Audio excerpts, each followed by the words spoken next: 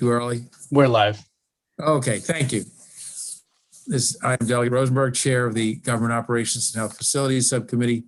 Wish to call this meeting to order. We realize members have other obligations and we also have full committee hearings. So we will begin and see how far we go. First bill is House Bill 881. Aaron Hopwood, staff, council, please. There are amendments in your packet. There's amendments. There's also a reprint of the bill. If you move to the reprint of the bill, if you look on page 3, starting on line 8, current law requires a person or any employee of a facility or of the Department of Health who receives a complaint of abuse or who observes or has reason to believe that abuse has occurred to report the alleged abuse to an appropriate law enforcement agency or the head of the facility. The bill alters the report to require that within 24 hours after receiving the complaint, a facility that is a licensed residential treatment center, a state facility, or a hospital with a separately identified inpatient psychiatric service to report a complaint of sexual abuse or sexual harassment of a patient receiving treatment in the residential treatment center or receiving inpatient psychiatric services to the Behavioral Health Administration and the Office of Healthcare Quality. If the complaint involves a minor, the Child Protective Services Unit in DHS and the state designated protection and advocacy system. The amendments require BHA and the Office of Healthcare Quality to collaborate to develop and implement a uniform reporting system to be used by facilities in complying with the reporting requirements added in the bill. Geraldine is here to discuss the bill as well as advocates on the bill. Delegate Valentino Smith. Valentino Smith. Thank you, Mr. Chair. Thank you to council. A very good description. Again, we're here because this bill is embodying a lot of what the state was already required to do pursuant to that federal court case that they had, and really will, in order to the benefit of making sure we have more information on reports of abuse, but not only information, but plans and protocols now on how to deal with it for this vulnerable population. If I recall, the only thing that was brought up at the hearing was the idea of the fiscal note, because it did include the private facilities. We would suggest that it's important to get these complaints from both public and private facilities. However, if you have limitations, we'd prefer to see the bill pass and live to fight another day if we have to on the private institutions. And that's within the jurisdiction, I guess, of your subcommittee and what you decide. Can I ask, do these amendments reflect, what do they reflect in terms of the discussions that you've had? The agreement with the advocates, Lucianne Parsley's on with disability rights, and we also worked with the RTC community, Lori Doyle's community, and to make sure that it was very clear who this bill applied to with respect to RTCs and public and private centers that deal with these children. So they reflect, Mr. Chairman, an agreement with everybody as to the best wording, and that the report has to be sent over within 24 hours. So there is consensus, I'll ask the advocates as well, on this bill with this amendment. Is that fair? I think it's very fair to say that. I know not to come to your committee without one. Yes, indeed. Yes, indeed. Thank you. Does any of the advocates wish to speak? This is Lucianne Parsley from Disability Rights Maryland. Thank you for allowing me to address you. I just want to say that this reflects an issue that has been in front of Disability Rights Maryland as the investigatory body, the protection body for people with disabilities, where we have noted sexual abuse issues happening in particularly residential treatment centers. And because we were not getting information about it on a timely basis, we were having a hard time investigating and gathering the information. And this actually hopefully will resolve some of those issues, but also will require a little bit more, that they do protection plans for individuals, that they OHCQ investigate these investigate the complaints in the reports, that the department collaborate and make sure there's uniform reporting forms. For example, OHCQ, when I spoke with them, were very, very happy about this and said this made perfect sense to them and they were in support. Thank you very much. Move the amendments. The amendments are moved. Is there a second? Second. So they are seconded. All those in favor, please say aye. Aye. Aye. And there's no opposition. Is there a motion on the bill as amended? Move the bill. So move. So moved and seconded. All those in favor, please say aye. Aye. Aye. Aye. Anyone opposed? Okay, it is unanimous. Thank you, Mr. Chair, members of the committee. Pleasure. Thank you for working this out. Yeah, let me see here. What do I need to find? The next bill. Let me go back up here. Excuse me. Next bill is House Bill 660, Maryland Veteran Service Animal Program definition. The sponsor with two H's. Thank you, sir. And I apologize for the typo in the agenda, That's okay, don't worry. but for a summary of the bill, the bill will define service dog, support dog, and therapy horse for the purposes of the Veteran Service Animal Program. A prior introduction was heard in the Senate and passed out of the Senate unanimously last year, but crossed over to the House just before the session was terminated early. Is there any discussion on the bill, on House Bill 660? There are no amendments. Is there a motion on the bill? Move the bill. Second. Motion second. All those in favor, please say aye. Aye. Aye. Aye. Is there anyone opposed? Seeing no, the bill gets a favorable report. Okay, is Delegate Carr in the room? His bill is next, House Bill 272. He's there. Okay. Council, please summarize the bill and the status. House Bill 272, as drafted, would prevent agencies from blocking addresses of individuals notified about eminent domain actions. That includes land surveys, environmental studies, and other actions leading up to and through the actual eminent domain, and would not, but the bill would not remove existing protections for sociological information in most instances. This bill was discussed in subcommittee a couple weeks ago, and now, as I understand, the sponsor Delegate Carr is offering two amendments. The first amendment would remove. Can I ask you, Mhm. what number is that on the pages on the document you sent us? Oh, of course. It's okay. PDF 1, starting page 9 is the first amendment. And then page 10 would be the second amendment. And then for Okay. safe paper, there's if you would like a reprint or interlineated copy of both amendments together is available after those, starting on page 11. So page 9 starts the amendments for House Bill 272. Okay. So Delegate Carr, as sponsor, do you want to speak to your first amendment, please? Yes, thank you, Mr. Chair. So, just as a quick reminder, this bill is intended to shut down some loopholes in the MPIA that MDOT had begun using recently to hide the footprint of their project. So the first amendment is what we discussed in the last meeting 2 weeks ago, and it gets rid of the section 4-103 that we discussed with Delegate Kipke. So the second amendment. Well, let's do one amendment at a time, please. So I just want to clarify, I made a mistake scanning them in. So page 10 is that first amendment striking 4103 subsection C. So for those following along, it's page 10 is the first amendment. Okay. And what is the effect of that change, please? It strikes the section that granted access to certain information to members of the General Assembly.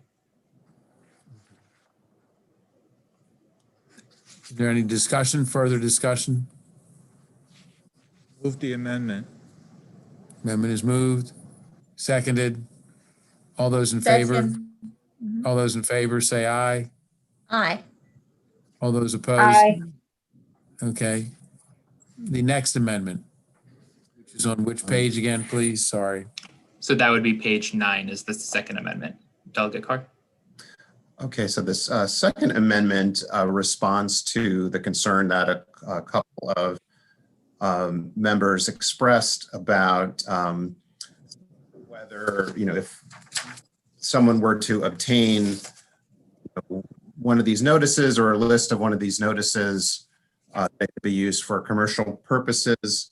So this comes from existing law. There's an example in the election law article where, if you obtain a voter registration list, you have to sign a piece of paper saying that you're not using it for the purposes that it's not intended for. So this just parallels that. It says that if a custodian gives out this type of information, the requester just has to sign a piece of paper, affidavit that they're not going to use it for commercial purposes. I think that was a concern by Delegate Kipke, possibly Delegate Shalega, and it also, I think, responds to the informational letter by MDOT. Okay. I have a question. Do you know what is the consequence for violating this commitment? That is, if you do use it for commercial solicitation, since you signed the statement under oath. Do you know what the consequence is? Or does It's taken almost word for word from the election law article. So that was the example I used. I understand, yeah. I'm not sure if there's a consequence in that article or what the consequence would be in this situation. Okay.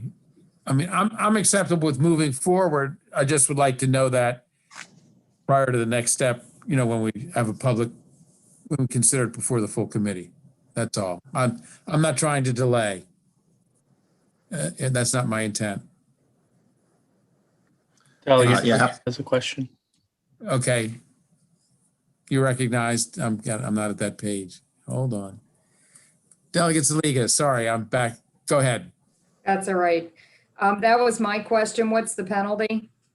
Because, we should have a penalty, this information could be used commercially for, a trial attorney could get a hold of it. There's lots of people that might like that. So I don't feel comfortable moving ahead till we have a penalty, not just saying the list is not intended to be used for commercial solicitations. And what is the consequence? So you're not willing to move forward with a commitment to see what the consequence is, the penalty is under existing law, and clarifying that if needed. Well, I think it's important that we know that, and I think there's other questions as we go through the bill, so. Okay. All right. Do you have other questions at this time? And see Delegate Chisholm has his hand raised. No, I was just going to, along the same lines as Delegate Schlega, without knowing what the penalty is, because it would be worth the risk if you knew it's in violation, but if the penalty is $10, then it's worth taking that risk at times. Without knowing what the penalty is and the severity of the penalty, then it's tough to. Well, we are likely to be meeting again for the week's end. Isn't that correct, Tyler? Yes. So Ending.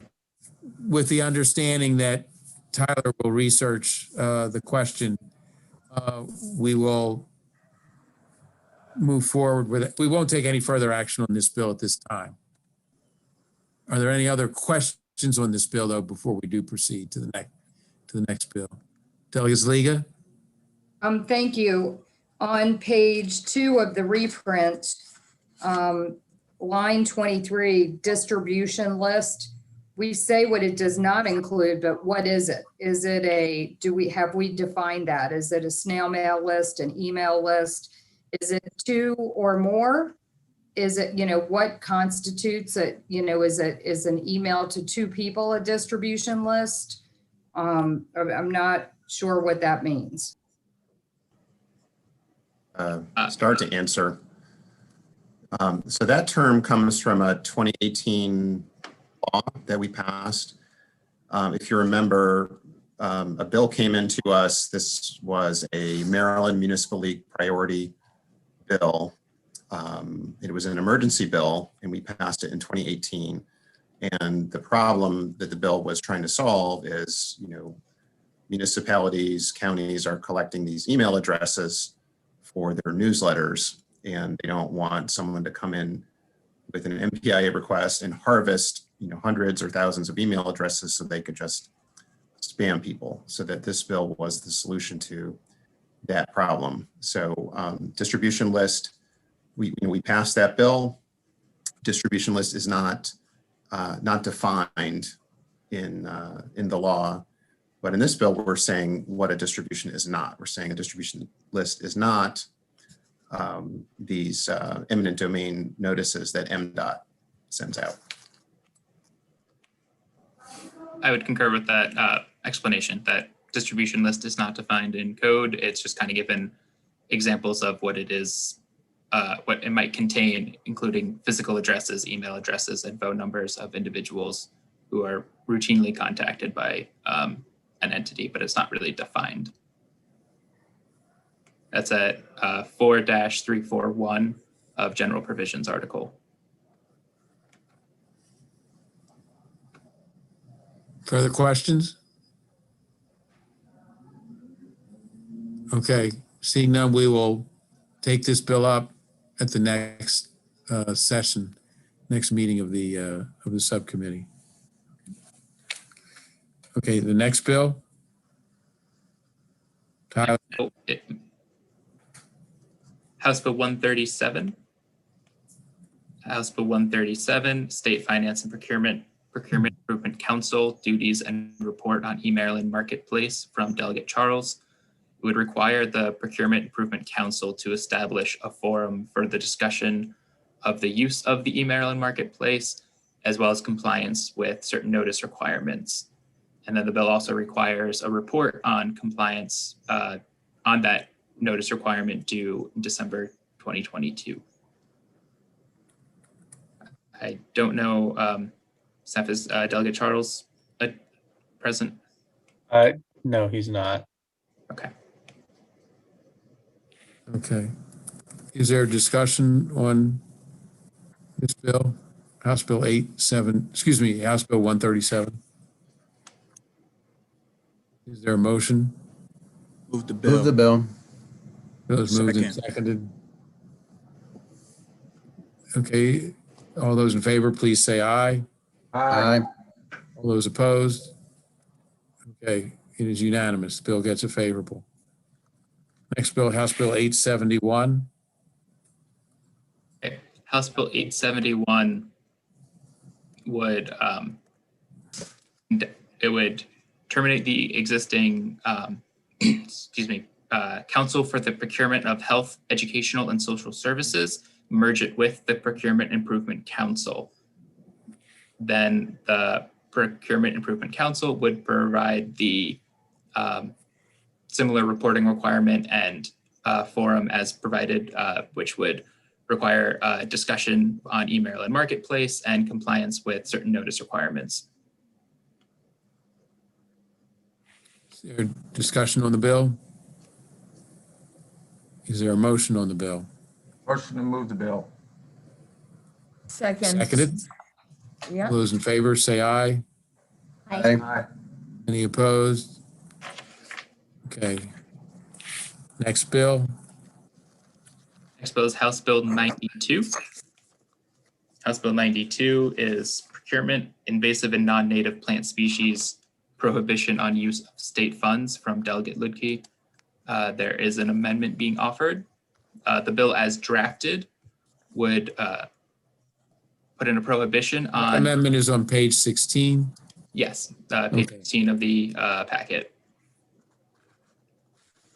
So the bill as drafted would have limited state funds from being used on invasive and non-native plant species for projects throughout the state. But the amendment would pare it down so that, and then it would have allowed for certain waivers to be granted by the Board of Public Works for if a project maybe necessitated these certain species of plants. The amendment would change the bill so that it would only be instituting a prohibition on invasive plant species, and the appeals or waivers process instead just becomes a list of exemptions. Is there a discussion on the bill? Yes, Delegate Saliga. This bill included taking things to the Board of Public Works. Has that been taken out? My understanding is yes, that instead of going to the Board of Public Works, it would just provide an exemption for the listed options. So if there was a state highways project where they needed, for stormwater management or some other purpose, what would be the remedy if there was a plant they needed to use? How would they appeal that? So if it was a non-native plant, they wouldn't need to appeal it. If it were an invasive species that they still felt was necessary, my understanding is they could still go to the Board of Public Works. So the Board of Public Works is still involved. Let me double check on that line too. While you're looking, Mr. Chairman, if I could ask a question. Proceed. Go ahead. Would it be possible to get a reprint of this bill before we vote on it? I'd like to, it's a lot to cipher out here. Okay. Certainly, we can do that. So that would move it to the next meeting. But just want to make sure, are there any other I have questions? questions. Delegate Hill. I'm sorry, Delegate Hill. Yeah, so, and I'm having a hard time juggling all this before me. I apologize for that. I When we understand, did so this- am I. Yeah, when we did this bill last year, there was an issue that it also applied if the plants were being used inside. And so I'm not clear if when Delegate Lukey reintroduced it this year, because he said last year, oh, that's a good point. We didn't think about plants that are used inside buildings because they don't have that same risk of harming the environment. I don't remember, I haven't been able to read the bill to see whether he included it this time. And if not, should we be looking at an amendment or talking to him about an amendment to make sure that we're not talking about indoor plantings? So that is not in the bill now, People who do this for a living aren't smart enough to know. but that is something that was brought up in the hearing this year. So I can draft that amendment to have ready for the next session, in addition to the reprint, if you would like. Okay, and check with the delegate and see if he has some objection. Please. Okay, Good yeah, I idea. don't know if it Good was point. discussed with the stakeholders and they felt that didn't impact the bill enough one way or the other, and that they were fine with this new exemption, or if they would like that as well. I'm not sure. Thank you. Thank you. May I Delegate- suggest, if I may, moving forward, some of the bills that have all these amendments, can we get a copy, interlineated one, to be able to read it a little easier? That would be Sure, great. If it can be sent to the whole committee ahead of time, then we'll have it and then we Yeah. can follow it a little easier. To the best we can. Unfortunately, I'm still getting amendments as of this morning for today. Yeah, which is- I know for this one it's sooner. tough, but to the best you can. Good if idea. You can do Thank that, you. that would be great. Sure. Thank you so much, Tyler. I know it's a lot. You guys are under a lot of stress and we're very grateful for everything you do for us. You're very welcome. Agreed, absolutely. Thank you. Delegate Shalega has a question. Yes, Delegate Slager. Thank you. And while we're looking at amendments for that bill, there were concerns brought up about non-native plants that need to be used for safety reasons, highway medians to prevent headlight glare, vegetation near airports that don't attract flocking birds, and the survivability of vegetation on slopes, stabilization, erosion, sediment control, safety, pollination, habitat, and that type of thing. So I don't want it to be too prescriptive.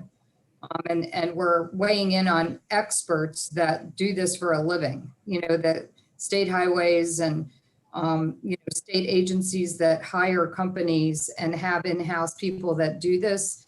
They actually have expertise in this. So I don't want this to be too prescriptive or hard for them to have to go to BPW, to mitigate headlight glare on traffic coming the other way. So I don't know if we can amend this bill to be some kind of suggestion or a letter but I just want to weigh in that I am not an expert on this and I don't think any of us are. So those are my concerns.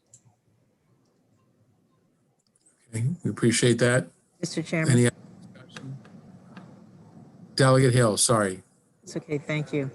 I'm not sure, to Delegate Shalega's points, that's necessary, because usually there are alternative plants that are native that can do the same job, and this requires them to look at it. But having worked with Delegate Shalega for the past couple of years and having a great respect for her thoughtfulness, we certainly amended a bill that I had in the past that said within practicable, we used language like that, which seemed to go a long way within practical considerations, so there may be some way to make clear that we're not asking them to do the impossible. I like that, practicable, Delegate Hill, something like or not have to go to BPW to justify in front of 3 people that know absolutely nothing about vegetation, about whether a certain plant should or should not be used on the side of a highway. So it might be like we're practicable when we're no suitable non-native or native plant to serve the goals of the planting is available, or something like that. Exactly. Thank you, Delegate Hill. That sounds reasonable. Council, do you have what you need to draft something? Yes, I've noted those, so I can draft other amendments to propose along with it, and I'll bring questions to the bill sponsor in case they've already. Terrific. with the I was going to make stakeholders that point as hopefully well. address. He happens, thank you. He happens to be the majority leader. Okay, we will move forward then with further drafting on that bill. The next bill, Next bill is House Bill 1244, State Procurement Concrete Preference from Delegate Sample Hughes. And there is an amendment offered. So that would be just the next page in the packet would be the amendment. And there is a reprint for this one if it will help the members. Generally, the bill introduces a procurement preference for state which procurement. number, please? I'm sorry, which number? This is page 17 of the packet. House Bill Okay. 1244. Okay, that is the amendment. Thank you. So the Proceed, bill please. Thank introduces a procurement preference for a certain type of concrete, type 1L. And then the amendment would bring in relatively standard procurement language. So it would say that the preference is within a 5% price difference. So if and specifically for the cost of the concrete, not for the entire project at large. And then it just some clarifying language. The bill as drafted, it could be read very strictly that it was only if the state is buying raw concrete and not, and then mixing itself and laying it itself. And so the amendment also clarifies that this is for anytime, even if it's procuring, concrete and pavement or cement laying services. In addition, not just laying the concrete itself. And I do see a couple folks who testified on the bill. Mr. John Pavaza and Chris Clow are here if they'd like to speak to it at all, or if there are questions for them. I'll move the amendment. Amendment is moved. and I is second it. Seconded. There is no Thank you. objection to the amendment. Further discussion on the bill as it has been amended. Move the bill. I Delegate second Zaliga. it. Delegate Zaliga has her hand raised. Thank you, Mr. Chair. I see that Chris Clow is on the call. Chris, do you have anything to add? I do not really have anything specific to add. I'm available to help clarify or elaborate in any way, shape, or form that might be helpful, building off my testimony from the other day. That's really why I'm here. Okay. Are there any questions of the? Seeing none, is there a motion on the bill as amended? We moved it and second it. Okay. All those in favor, please say aye. Aye. Aye. Any opposed? Okay, we move forward. Bill is favorable with amendment.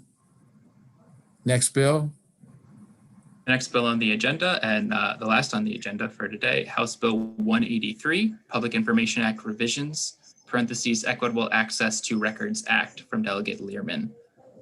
Generally, the bill requires agencies. hold on one second. Is this on the second? Oh, yes. So for those following along with the amendments, at 11:02, I sent out a second packet of information due to limitations from Outlook. So there's a second PDF, Let me 202. even I'll give myself, everyone let a me get a minute. chance to get to it. Yeah, Yep. hold on. Mr. Chairman, I apologize, but I have to go to a press conference, which requires me to leave at this moment. But I will, pending the outcome of the subcommittee, I'll take a look at the reprint and provide you with any feedback should it be necessary. So you don't have any objections to our proceeding and taking a vote on the bill? Well, the bill hearing I thought was a bit of a disaster. So I don't know if the amendments correct a lot of the problems that existed. They do. Okay, Yeah. I'll just take a look at, and provide feedback before it comes to the full committee, but I'll let you know if I see anything that's an issue. Okay, thank you. Appreciate that. And All right. We have Mr. Delegate Chairman, I Learman too, now. I need to leave as well, and I would voice the same concerns. There were a lot of unfavorables at the committee hearing. And so I'd like to see a reprint and make sure that we've solved a lot of their concerns before I'd be comfortable moving forward with it. Okay, but the committee, if the committee is comfortable with the reprint or with the amendments, we will take a vote with the understanding that we will discuss this with the two members who are leaving so that you have a full understanding of it before it comes before the full committee. Yeah, it's a long bill and the reprint is quite, this is the packet of papers on the bill. So thank you. Thank you. Okay, council. So just a review for those who have it open or just need a refresher on the bill. House Bill 183, it would require agencies to implement proactive disclosure procedures for certain information in regards to the Public Information Act. There are 4 amendments that have been introduced from the sponsor with varying effects on the bill. There is in that second packet, it has the 4 amendments, and what I did, I thought would be more convenient for everyone reading through. Since the amendments don't overlap too much, it's one reprint with all of the amendments. And what page is that? The entirety of the second packet. So it would start, the reprint, if you would like, would start on page 6 of packet 202. The title of the packet 202, Government Operations. Delegate Rosenberg, Yes. if I may, would it help if Delegate Learman, who addressed a lot of the unfavorable, if she went through the conversation she had to address some of the concerns of the hearing and the unfavorables and when they compromised? Certainly. Good idea. Thank you. Sorry. Delegate Learman. Sure. Hi, Hi, everyone. Nice to see you. I've never been in a subcommittee. This is so exciting. So thank you for taking this bill up. I really appreciate it. After the hearing, we had a long conversation with the university system. So the bulk of the opposition came from all of the different affiliates of the university system, basically all saying the same thing and reinforcing one another. So we had a conversation with the university system. They offered some amendments, and we took the bulk of their amendments. And so in the Senate hearing, they testified with those, knowing those amendments were in place, they testified favorable with amendments. I don't actually have a single reprint of it, but some of the. Excuse me, so they testified favorable with these amendments? Yes, favorable with these amendments in the Okay. Senate. Yep. So they have they have changed their position on the bill as a result of our conversation and these amendments that you have, which are the same Okay. in the Senate. And then there was one other concern just about legislative privilege. So we added an amendment at the bottom just to make it clear that there's nothing in this bill has anything to do with it. We still have legislative privilege. That's clear. Some concern about the reporting from, I think, like the Board of Nursing. And so we just took the reporting out. So there's no more requirement for a report. Is the University System of Maryland present today? No, okay. Well, that just would have reinforced your word. Okay. Yep. Delegate Learman, I've just question- forwarded the reprint to you. Oh, thank you. Are there questions of the sponsor? No, I just have a comment that I received a text from Ross Stern from the University of Maryland system saying that they're okay with the bill now. Just Great, to Great. confirm to you that I received that text from him. great. Great. Okay. Thank you. So could Tyler go through it with us, just so we all Sure. crossing Ts and dotting Is? Certainly. Tyler? You ready to summarize or? I'll do my best to go through amendment by amendment. Or just the interlineated version, that's fine. Okay. I think that it might be more straightforward going the other way. So as Delegate Learman said, the First Amendment, I understand, removes the.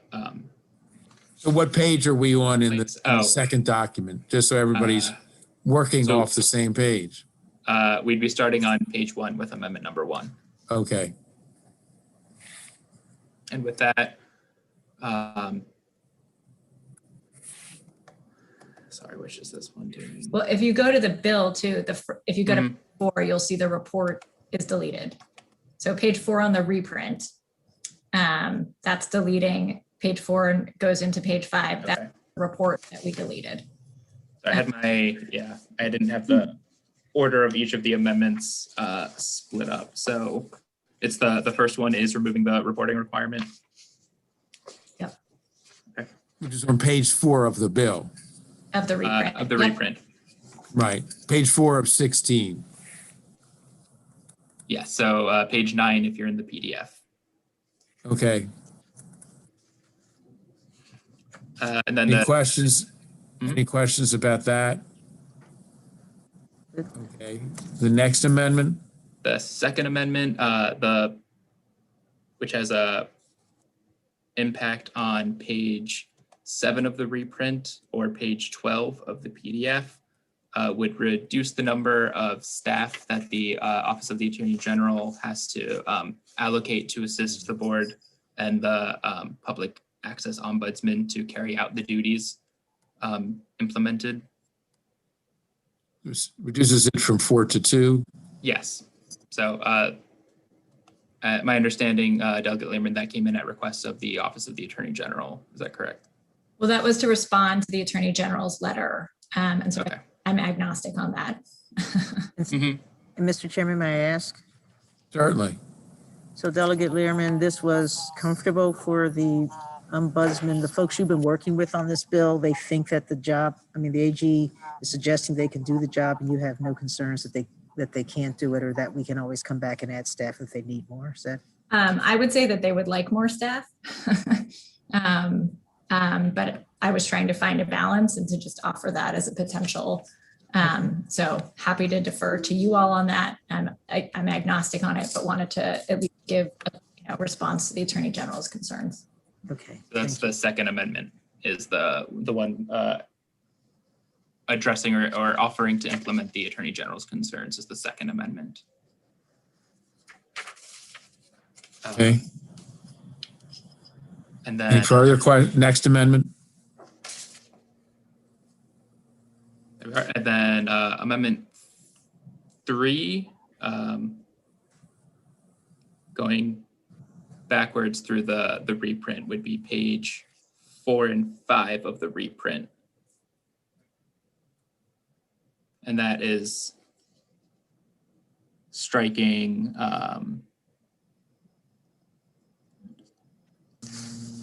So it's on, do you want me to just say, it's on the same page?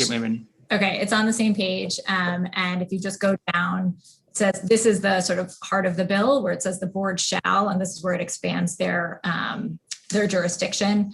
So right now they can't, all the board can do is receive, resolve complaints regarding whether a custodian charged an unreasonable fee. I'm sorry, what page of the reprint are we on? Because I just see. Sorry, same page, page 7. Which page of 16? Sorry. Page 7 of 16. Okay, thank you. Same page. Yep. If you just go down a couple paragraphs, you'll see. So originally the board could only receive, review, or resolve complaints regarding whether a custodian had charged an unreasonable fee of more than, and we had to put $200, but we made that $350, which is what it is now. So it's maintaining the same law as it is. And number 3, you'll see there it's crossed out. That was our agreement with the university system, was to take out the unreasonably failed to waive a fee under 4206D of this title. So that's sort of the bulk of what we agreed to for the university system. Chairman. Okay, that was the heart of their concern. Yes, okay. Yes, delegate, please. I am deeply sorry, but I think you still have a quorum, but I have to go to that press conference now as well. And I know that this bill is very in depth and there's no way I'm gonna get through it in the next 30 seconds. There's only one more amendment if you want me to tell it to you, Delegate. Sure. Sure. On the next page, page 8, just has all those line crossings out, those lines that are crossed out has to do with this unreasonably failed to waive a fee. So just all goes back to that. And then the only other amendment has to do with, we push this out. So it doesn't take effect this year. It's pushed out. then there's clarifying language about exemptions are not being, the bill is intended to override existing exemptions in the law. Oh, right. Yep. 30 calendar days instead of 45. Right. Yep. So, is there willingness to proceed on this bill or to reconvene at 9:30 tomorrow morning? I'll yield to you. I'm good with all the amendments because it seems like every one of the amendments, obviously, if you want to move the amendments, is to move the amendment. We satisfy all the universities and nursing, the nurses, and I can't remember who else was opposed, but Department of Health. I second the amendments. Okay, the amendments are moved and seconded. Is there a motion on the bill as amended? So move. Second. Second. All those in favor, please say aye. Aye. Aye. Okay. Okay. I'm just gonna I will say- then suggest, I'm gonna go no on the bill as amended, just because I wanted to have a deeper conversation when it gets to full committee. I'm going to suggest to council, see if he can arrange a time, I think tomorrow morning, for the sponsor of the bill, myself, council, the members who had to leave for the press conference, and anyone else who wishes to be there. We have taken a favorable vote to be part of further discussion. But if we have that discussion tomorrow morning, then it doesn't, if issues are raised, then it's sufficiently prior to when the bill would be considered by the full committee. Okay. Mr. Okay, Chair, yes, I just want to mention that there is an insurance and pharmaceutical subcommittee meeting tomorrow. So that might conflict for some of us that serve on both is it subcommittees. tomorrow morning? Right. Does somebody meet at 1 o'clock or excuse me, not 1 o'clock after session? Yeah, the Health Occupations and Long-Term Care Facilities has a meeting after the floor session. Well, maybe 4:30 today before we come back to the floor at 5:30. Can we come back at 5 today? If the bill hearings are done by then. Oh. They could be, I'm not sure. Well, let's tentatively say 5 o'clock. That's a Okay. good idea. Okay, I'll send out an email to You'll send out a notice. Thank you. everyone here. And I think And Delegate Learman, when you come back, if I may, Sure.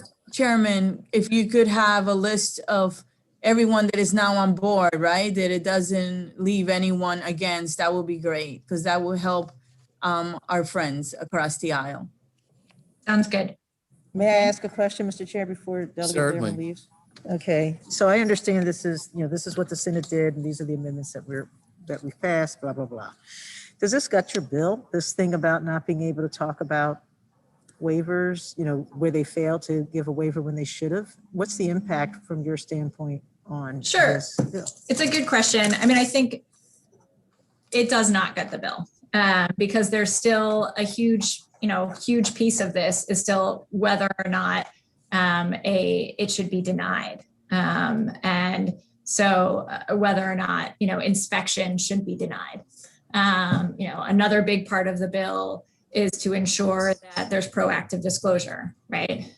So I think while I would have loved to have kept it in, I think it's important that we continue to move forward and to expand jurisdiction of the board. And once that jurisdiction has expanded a little bit more, it will demonstrate, I hope, to people who are skeptical that there isn't an influx of PIAs. This all can be handled well, and then we can keep making sure that we expand the role of the board so that we don't have to go to court to resolve PIAs. And at the end of the day, that's what this bill is about, right? It's about encouraging proactive disclosure of materials and making sure that people don't have to resort to using the court system to settle what should be able to be handled by an administrative body, like providing access to records. Thank you. And then at the briefing we had in the fall, there was also a question of neither the board nor the ombudsman had teeth. The one who, there was no ability to, there was no teeth. Are there now at least baby teeth in here? Yes, because the ombudsman can refer things to the board. There's now, it's to get to the board, you have to go through the ombudsman. So it will increase her ability to be effective in mediating disputes. And, I actually think that this is I think it's a huge step forward for the PIA in Maryland, and it'll be great to show some of the folks who were opposed to the bill that it didn't lead to a huge influx. And in fact, it reduced their operating costs dealing with the PIA at the end of the day. Great. Thank you Sky for your will not work. And thank fall. you, Mr. Chairman. I appreciate the time. If I may, Yes, Delegate Barron. just briefly, I think it's pretty huge.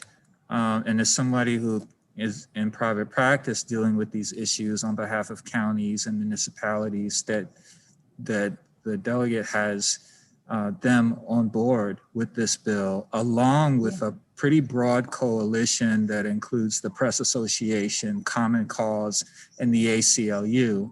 And a lot of homework has been done leading up to this bill, in that there's a final report from the ombudsman, or with the help of the ombudsman, in response to budget language from the legislature leading up to this. So those are the stakeholders most impacted by this, and those stakeholders have, I think, correct me if I'm wrong, pretty much been on board with this bill from the beginning and remain on board even with the amendments.